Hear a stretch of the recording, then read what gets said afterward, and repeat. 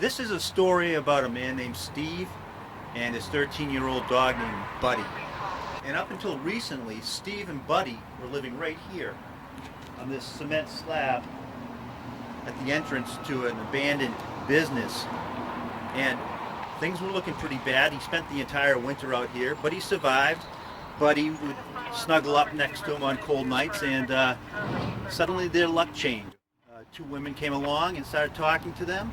Turned out that they turned into what Steve calls his angels. I heard that there was a gentleman living in TJ Maxx parking lot with a 13-year-old black lab dog. Okay. And I'm an animal lover. Right. I'll go to the moon and back to help out. And I went over there, and Steve and I sat down for about 2 hours, and we just had a long conversation about what we needed to do, what would help him just to get a leg up. And it has gone beyond my dreams. And I made a few posts, asked for some donations just to get him and Buddy, who's 13 years old, out of the rain, and to see what we could do with that. Okay. And I connected with some of my members from Helping Lost Found Pets of Cape Cod. Right. And Tricia, that's here with me now, she posted it too. And it snowballed from there. And we've raised over $7,000. Okay. And a conversion van has been bought for Steve and Buddy. It's being all outfitted for them, so that while he's transitioning into finding a home, Right. he has somewhere where Buddy can be safe, warm, and he can go from place to place to look at jobs and stuff like Excellent. So what did you say this fundraiser was at now? that. It's over $7,000, Okay. but a lot of that was spent on the van. Okay. And they're changing it all over so that he's got a whole place to store his clothes and a bed in there and all of that. The Kindness Coalition, Andrea Castanetti from Shrewsbury, Mass. Right. Jumped on board, and she posted on last Saturday, raised over $5,000 in 5 hours. Yeah. Wow. And it's gone up to over $7,000 now. She purchased the van. It was delivered yesterday. A friend of hers named Adam is redoing the whole inside of the van. That's excellent. Now you said that you've helped. I know you've helped pets before, and pets have been your thing, like reuniting them with their owners and stuff. Is this the first time you ever done something like this? Absolutely the first time I've done something like this. You know, I always say it takes a village to get a dog home. Right. But it takes a village to also help a person that has a dog. Right. Anybody that wants to live on the streets just to keep their 13-year-old dog, it's amazing. That's what drew you to him, the dog connection. Exactly. But after talking with Steve, what he gave up, a home, a roof over his head, so he could keep Buddy with him, is what hit me right there in the heart. Very good. And if people want to get involved with your cause with Steve, are there links that you can send me and I can post them in the video here? Absolutely. The Kindness Coalition of Mass, Andrea Castanetti, has a fundraiser going, and anything over that we're still trying to add on to the van and whatever else we can do. Right. We were able to put Steve up into a motel to keep him and Buddy out of the elements until the van gets here, which will hopefully be next week. Excellent. And this is where we're at right now. We don't want to give away the location, but it's they allowed Buddy. They did allow Buddy, but it was awful trying to find a motel that would allow anybody with a dog. Thank you very much, Karen. Thank you, Rob. And Patricia, how did you become involved in this project? I saw a post on Facebook from Karen, and I couldn't believe it. I just had to go and see it for myself. So the next day I went to TJ Maxx Plaza, and Steve was asleep on the ground. And Buddy was in his dog bed, and it just broke my heart to see that. And nobody should have to live like that. And I woke him up, and we talked for a while, and I just knew something had to be done to make a difference in this. And Karen was doing all she could. We just didn't know what to do next. And I posted on social media, and my friend Carl Savini saw the post, and he put me in touch with Andrea Castanetti, and it just snowballed from there.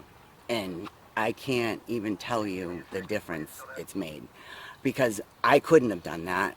I couldn't have raised that money. I didn't know what to do. I just knew that I wanted him in a better place. He was asleep on the ground, like on the pavement. It was just heartbreaking. It was heartbreaking to see that. With his And, dog, right? Yeah, and Buddy was in a bed. Buddy was all bundled up in his bed, and it was just, Buddy. I wanted something. I wanted to help. I wanted to do something. And that's how it all started. Is this the first time you ever done something like this? Yeah. Would you Yeah. do it again? Absolutely. Yeah. In a heartbeat. Are you guys planning on doing something like this again if it works out? I wish we could. It's a lot of energy, I know that. I wish Yeah. we could make some kind of nonprofit down here to help the homeless. Yeah. Well, I got that covered soon. All right, all right.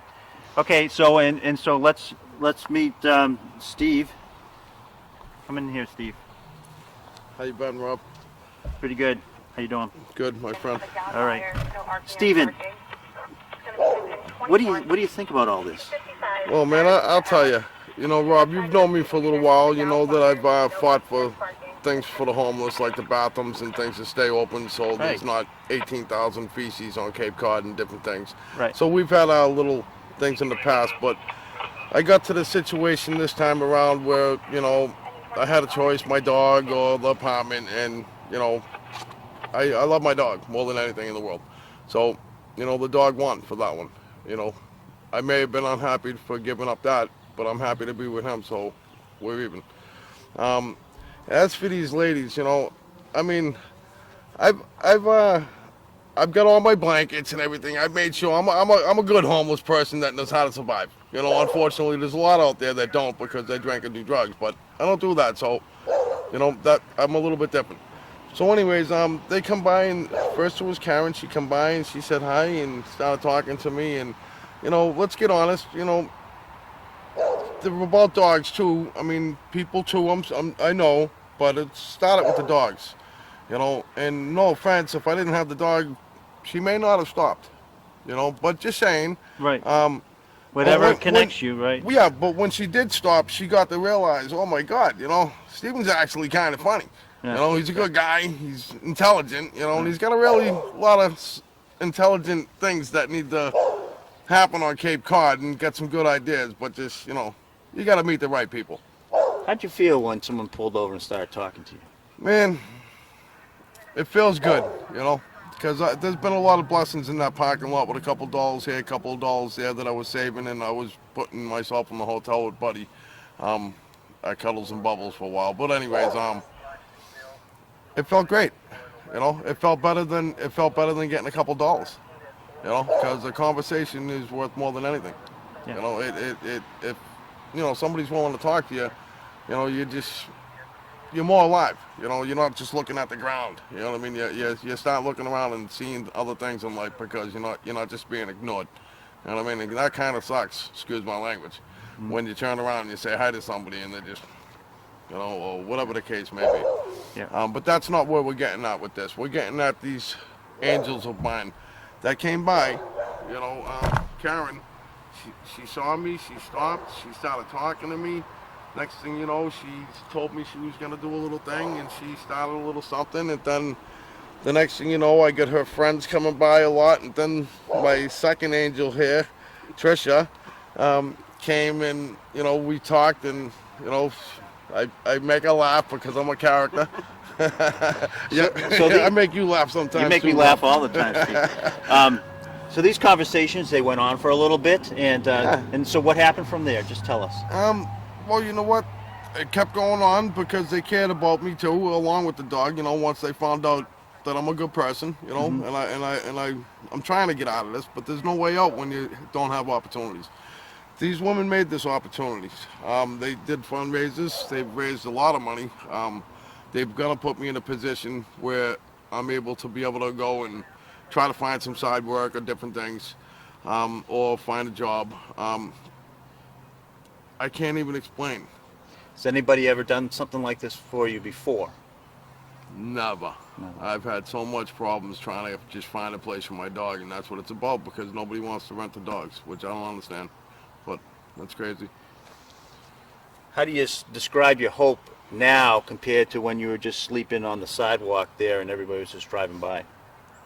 Well, it wasn't quite the sidewalk, it was on the side of the building in front, but I feel a lot better now, for the simple fact is that, you know, I'm being put in a position where I'm able to try to do something. When you got a dog, you know, I mean, a few days before that, I was saying to myself, oh man, my ears are burning, you know, getting all burnt up, and I get the dog in the shade with an umbrella.